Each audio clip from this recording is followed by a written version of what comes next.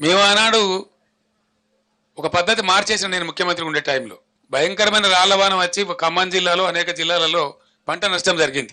మహబూబాబాద్ జిల్లాలో, ఖమ్మం జిల్లాలో, చాలా జిల్లాలలో నేనే స్వయంగా పోయి పరిశీలన చేసాను ఏంది ఎంతవరకు జరిగిందని చెప్పి. నిజంగానే ఘోరంగా దెబ్బతిన్నది. 100% పంట పోయింది. కానీ పంట నష్టం ఇచ్చే పరిస్థితి ఏంది? ఆ రోజు వరకు కూడా కేంద్ర ప్రభుత్వాన్ని నివేదిక పెట్టాలి, ఆ తోకగాలు రావాలి 3 నెలలకు, వాడు వచ్చే వరకు ఏమి ఉండదు, వాడు ఉల్టా రిపోర్ట్ రాయాలి, వాడేమి ఇయ్యాడు, వీడు తీసుకోడు, రైతుకు అందదు.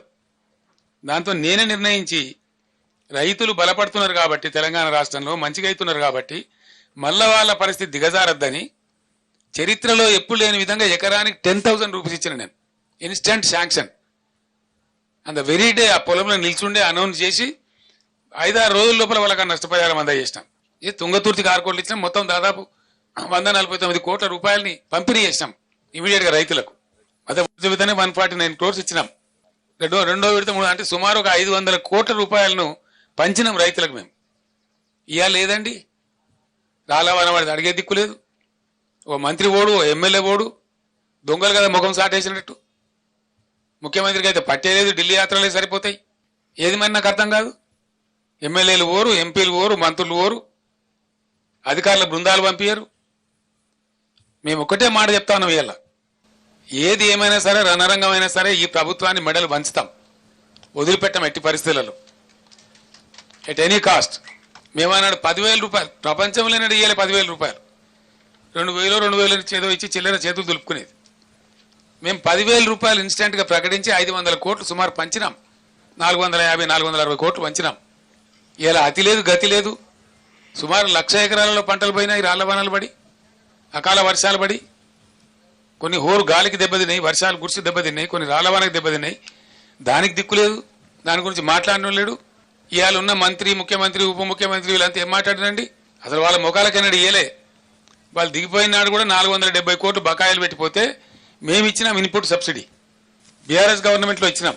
వాళ్ళు ఎగబెట్టిపోతే 2014లో ఎగబెట్టిపోతే 2-3 ఏళ్ళ నుంచి ఉన్న బకాయిలు పెండింగ్ పెట్టిపోతే మేము క్లియర్ చేసినాం అవి క్యాబినెట్లో తీర్మానం చేసి. ఈరోజు మేము ఏం క్లియర్ పెట్టలే, బకాయిలు లేవు. ఇలా జరిగింది. మేమన్నా 10,000 ఎప్పుడు చరిత్రలో ఇయ్యని 10,000 50 ఏళ్ళ కాంగ్రెస్ పరిపాలనలో ఎన్నడూ తెలుగుదేశం పరిపాలనలో ఎవడు ఇయ్యని 10,000 రూపాయలు మేము ఇస్తే దాన్ని కూడా ఎకసక్కం చేసి మాట్లాడినారు, ఘోరంగా మాట్లాడినారు. ఏ మూల సరిపోద్దండి 10,000, 20,000 రూపాయలు ఇవ్వాలి అని మాట్లాడినారు. మరి ఇలా ఏడ వండుకున్నారు? తలకాయ ఎక్కడ పెట్టుకున్నారు? ఏం చేస్తున్నారు? గుడ్డిగురాల పనులు తోముతున్నారా? వీళ్ళు రైతులు గారా? వీళ్ళు ప్రజలు గారా? పట్టింపు లేదా? వాళ్ళ తరఫున మాట్లాడటం లేరనుకుంటున్నారా? ఒక మహాసముద్రం అంత పార్టీ బీఆర్ఎస్ పార్టీ ఉంది, ఊరుకోదు.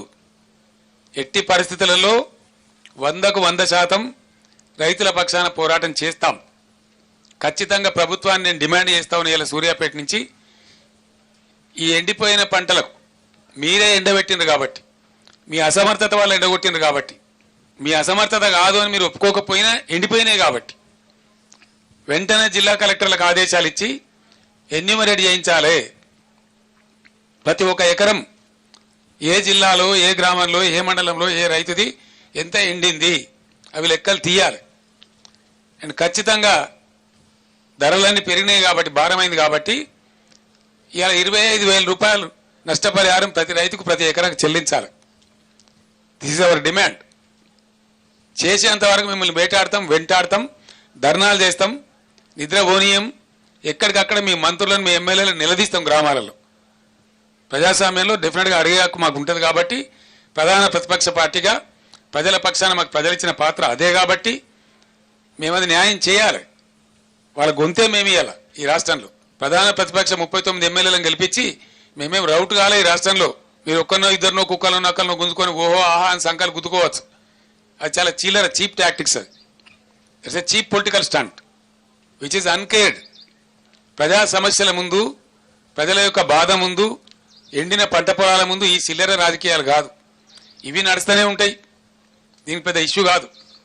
కానీ ఎండిన ప్రతి ఎకరాను మీరు వెంటనే ఎన్యూమరేట్ చేయించాలి.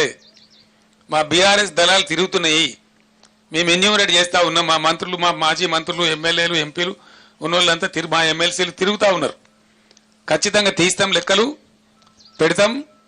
మిమ్మల్ని బజార్లకు ఈడిస్తాం, 100కు 100% మీ చేత కక్కిస్తాం. అది మీరు కట్టి తీరాలి, అది ప్రభుత్వ బాధ్యత. ఆనాడు మేము ఇచ్చినాం, మమ్మల్ని ఎక్కసక్కలాడిన మీరు ఇలా మేము డిమాండ్ చేస్తా ఉన్నాం 25,000 రూపాయలు ప్రతి ఎకరానికి కట్టి ఇవ్వాలి.